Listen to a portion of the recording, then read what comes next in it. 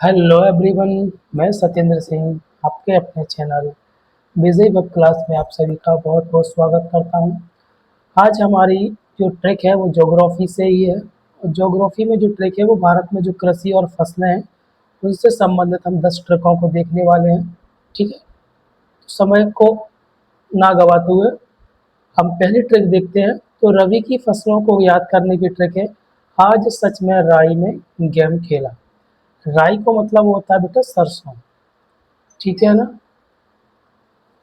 तो आज सच में राई में गेम खेला। आ से मतलब आलू, ठीक है। जा से मतलब जौ, सच से मतलब सरसों, चा से मतलब चना, राई से मतलब राई और सरसों एक ही चीज़ है। गे से मतलब गेहूँ और माँ से मतलब मटर। तो ये थी रबी से संबंधित फसलों की ट्रिक। और ये अगर हम इनकी बात करें बेटा तो ये कब बोई जाती है, इनकी बुआई का जो टाइम है वो अक्टूबर से नवंबर में है। और अगर इनकी कटाई की अगर हम बात करें तो मार्च से अप्रैल में।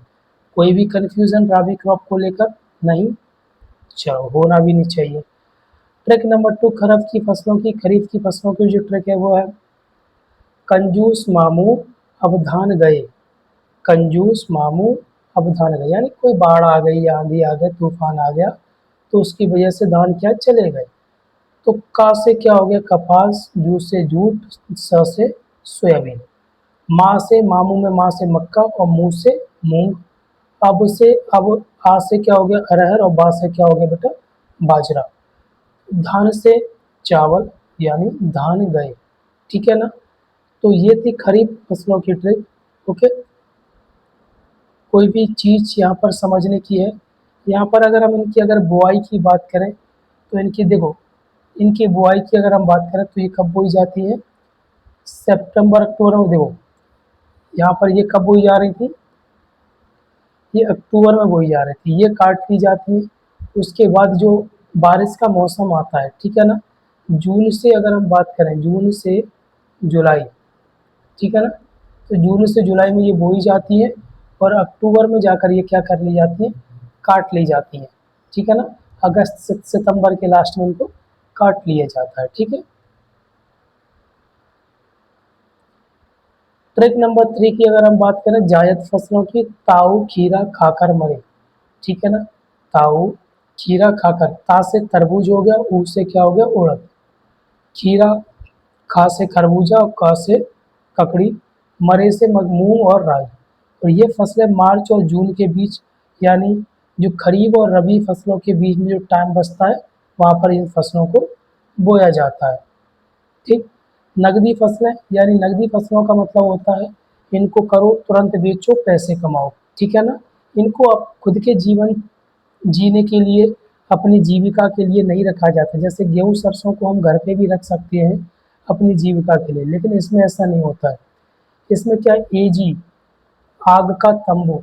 एजी आग का तंबू से मतलब क्या है, ए से आलू हो गया, जी से गन्ना हो गया, का से कपास हो गया, तंबू से तंबाकू हो गया।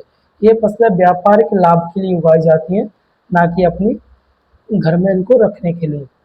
अगर हम कृषि क्रांतियों की बात करें तो पहली हरित क्रांति हुई थी। खाद्यान्न उत्पादन को बढ़ाने के लिए इसमें गेहूं और चावल पर फोकस किया गया था। नीली क्रांति मछली उत्पादन से संबंधित थी। पीली क्रांति तिलहन यानी तेल के उत्पादन से संबंधित थी। और गुलाबी क्रांति झींगा या प्याज उत्पादन से संबंधित थी। ठीक है। चल, गेहूं उत्पादक राज्यों की यहाँ पर ट्रैक है, यूपी बीमार है जी। यूपी से उत्तर प्रदेश, यू से उत्तर प्रदेश और पी से पंजाब। बीमार की अगर हम बात करें तो उसके बाद बिहार, ठीक है ना, माँ से मध्य प्रदेश, फिर रा से राजस्थान। है जी का मतलब है से क्या हो गया हरियाणा। तो यूपी बीमार है जी गेहूं, गेहूं उत्पादक राज्यों की ये ट्रिक है। ठीक।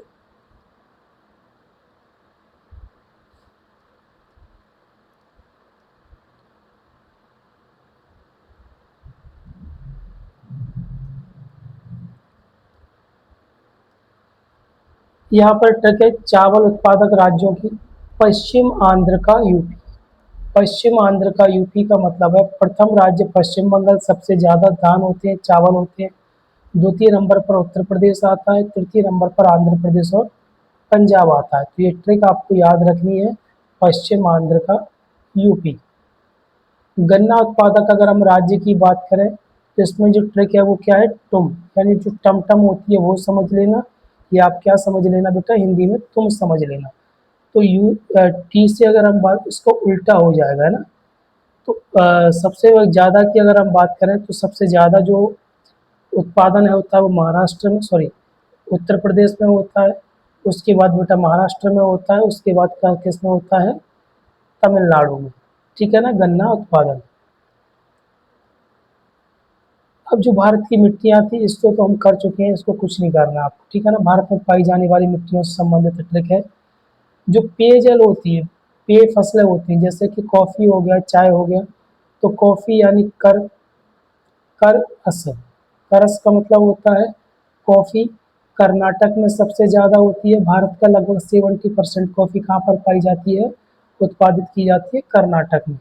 वही अगर हम चाय की बात करें तो चाय अस, यानी चाय सबसे ज़्यादा कहाँ पर होती है बेटा, असम में होती है। ठीक है ना। तो ये देखो यहाँ पर चाय अस, कॉफ़ी कर, तो कॉफ़ी का कर मतलब कॉफ़ी का टैक्स, चाय अस का मतलब होता है, ये सारी चीज़ें ना आपको ट्रिगर करती है एग्जाम में, ताकि आपको कभी कोई चीज़ भूलो तो चीज़ें आसानी से याद हो जाए। ठीक है ना।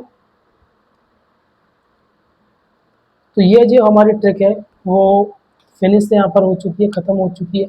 अगली ट्रिक हमारी ऐसे ही होने वाली है, तब तक कि आप इनके नोट्स बनाइए और अपनी पढ़ाई को मस्त तरीके से आगे बढ़ाइए। और आप लोगों को मैं एक चीज़ बता देना चाहता हूँ, इसी चैनल पर हमारी सारी की सारी क्लासेस डली है, ज्योग्राफी की क्लास डली है, पॉलिटी की क्लास डली है, एमपी की क्लास डली है, सारी की सारी क्लासेस डली है, तो आप इनको देख सकते हैं। ठीक है। जय हिंद, जय भारत।